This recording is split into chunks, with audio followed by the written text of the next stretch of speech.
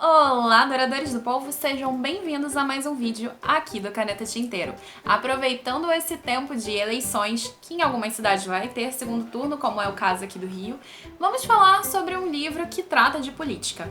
A obra de hoje, cedida em parceria com a editora Vestígio, é Uma Breve História das Mentiras Fascistas. Esse livro foi escrito por um historiador de renome, que é o Federico Feuchterstein.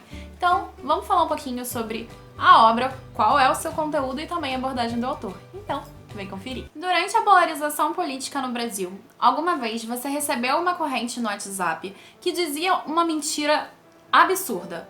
Você pode ter acreditado nela a princípio ou não, mas no final das contas você percebeu que era uma fake news. Muitas das vezes aqui, e não só aqui, mas também nos Estados Unidos, entre outros países do mundo, isso aconteceu. Na verdade, é uma coisa bem antiga. Esse processo de mentir na política talvez seja tão antigo quanto a própria política. Mas a maneira de criar uma mentira odiosa e uma mentira que não faz sentido com a realidade e torná-la verdade de uma maneira massificada é um processo de mentira fascista.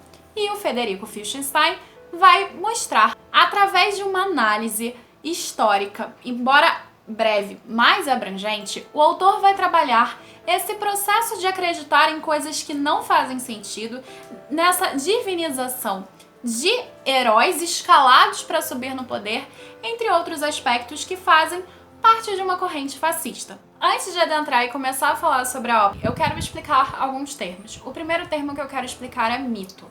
Aqui o autor utiliza mito como sentido que a gente entende de mito hoje, que é aquela mentira, aquela falácia ou até mesmo aquela figura divinizatória.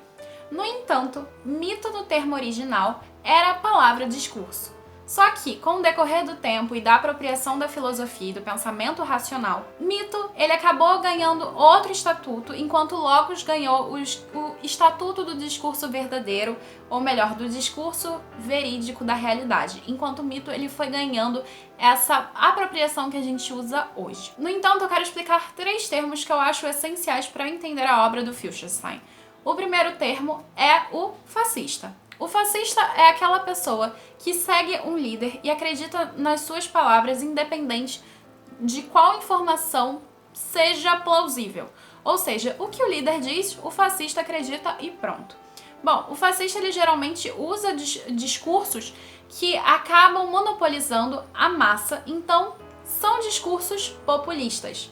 O populismo, que é o segundo termo que acaba entrando tanto no fascista quanto, por exemplo, no nazista, é aquele líder que é feito para o povo, pelo povo, sobre o povo, que na verdade no final das contas não tem nada disso. É aquele líder que diz o que a população quer escutar e não necessariamente que se importa com a população. É aquele líder que é possível ser carismático e tem uma tremenda identificação, porque utiliza recursos que a população reconhece, como, por exemplo, vestir coisas iguais, falar coisas parecidas e disseminar tudo aquilo que está no desejo da população de dizer, mas que não pode dizer. E o nazista, ao contrário dos outros dois, ganha um cunho racial. Enquanto o fascista é nacionalista, isso quer dizer que ele se preocupa com a nação acima de tudo, o nazista utiliza toda essa nacionalidade em prol dos seus preconceitos raciais, que foi o que aconteceu com os judeus. A proposta elaborada pelo Feuchterstein, que quase não explora essa diferença entre nazista e fascista, mas que acaba explicando no decorrer do livro um pouquinho também dessa diferença. Existem especificidades em cada um. Por exemplo, o fascista é antiliberal, o nazista é anticomunista, mas ambos são governos totalitários que seguem a mesma linha. Basicamente, o nazista é o extremo fascista e, ao mesmo tempo, ambos são populistas, justamente porque usam esse recurso da população. E ao usar o recurso da população, eles acabam criando e convencendo essa população a coisas meio que absurdas. E aqui surgem as mentiras. Então é interessante ver como na obra do Feuchterstein, ele vai acabar trabalhando bastante a diferença entre verdade e realidade. A verdade é aquilo que a gente entende como um ponto de vista, e a realidade é aquilo que é imutável, independente do que você queira acreditar. Enquanto a verdade é uma crença e que pode ser uma mentira se tornando uma verdade, a realidade não. Só que, de tanto mentir, a realidade pode se tornar uma mentira. E isso parece ser muito doido, mas realmente acontece. Ele explica aqui como os judeus eram vistos pelo Hitler, como aqueles que causam doenças, etc e tal, e no final das contas, eles massacraram tanto os judeus e os botaram tanto na periferia, na margem, que eles realmente se tornaram portadores de doenças e transmitiam ao resto da população. Então, às vezes a mentira, ela pode ganhar o estatuto de verdade a partir de uma possibilidade criada por um ditador. Mas que ele possa parecer um não ditador, ele se torna justamente porque impõe a sua verdade. E essa verdade ela acaba entrando com um teor quase que divino.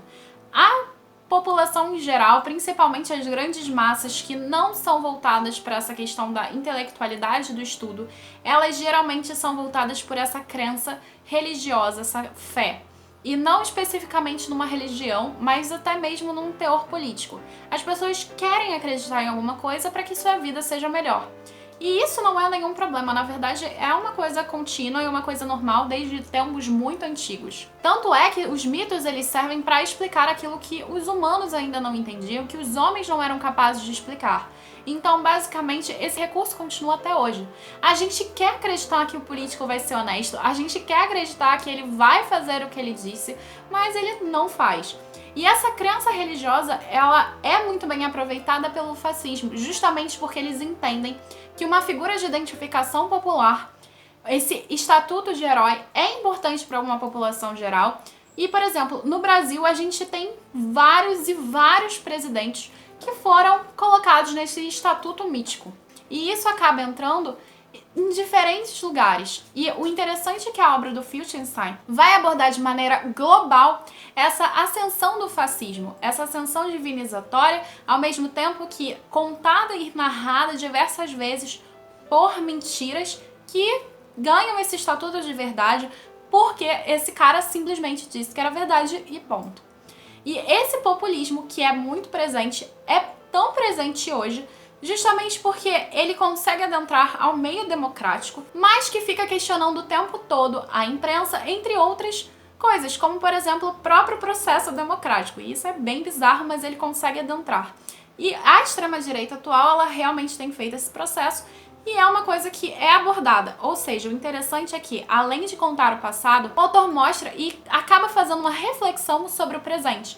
E isso é bem legal. E ele utiliza figuras, por exemplo, como Donald Trump e o nosso presidente Jair Bolsonaro. Outro aspecto muito interessante dessa obra é como ele vai utilizar o recurso da psicanálise. No período do nazismo e também do fascismo, o Freud era muito questionado, até porque o Freud era judeu. Então, há uma inserção de um capítulo específico de como o fascismo era contra a psicanálise freudiana e de como isso afetava as relações e o que eles acreditavam ou não. Eu não vou entrar muito no aspecto do Freud, porque é um dos detalhes mais interessantes dessa história breve do fascismo que o autor acredita aqui e coloca. E há diversas citações de autores muito importantes, como Hannah Arendt, Borges. Então, assim, há muita coisa bacana, muitos pensamentos ao mesmo tempo fascistas e antifascistas trabalhando nessa abordagem aqui. E é legal que o autor mostra os dois lados enquanto ele vai fazendo uma análise psicanalítica, ao mesmo tempo histórica, a respeito de como essas figuras pensavam e de como elas se portavam. Além disso, e é interessante também pontuar que a edição brasileira tem um prefácio exclusivo falando sobre como funciona a política aqui também. E em relação ao objetivo de trabalhar a história, ele cumpriu perfeitamente bem. Então é uma edição que eu recomendo para você entender um pouco desse processo e entender por que uma mentira tão absurda e que não faz sentido nenhum, um familiar seu acredita. Eu espero que vocês tenham gostado do vídeo de hoje. Essa é uma obra que ela é introdutória, então por mais abrangente e leve que ela seja, ela traz realmente um conteúdo conciso, mas que não o suficiente para você ser especialista. É uma obra que ajuda, mas realmente só ela não vai ser o suficiente. Então é a minha recomendação para se você quer, como iniciante, saber um pouco sobre essa história, a questão do fascismo é bem legal. Então, se vocês gostaram do vídeo de hoje, eu vou pedir pra vocês se inscreverem aqui no canal, ativarem o sininho, curtirem e deixarem o seu comentário. E é isso, ó. Um beijo pra vocês, abraço dos nossos mascotes e até a próxima. Tchau, tchau!